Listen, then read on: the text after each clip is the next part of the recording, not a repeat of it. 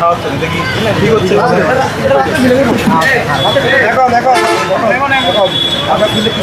আপনারা মনে করেন বাচ্চা তো সে এই যে ধুলাবালি পড়তেছে না, মানে মানে যে ফ্যান করতেছে সকল এই যে হেভি মেটাল যেগুলো আছে সেগুলো কিন্তু সব কিন্তু খাবারে চলে যাচ্ছে।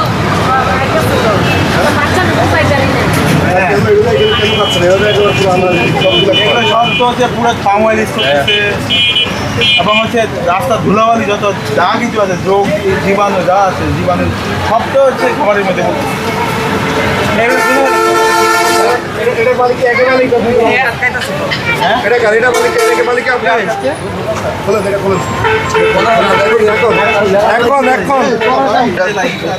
যেগুলো পিছনে অংশগুলো বাইর করো, র্যান্ডমলি বাইর করো, ওষুধ আছে কিনা। আপনি কীভাবে করেন?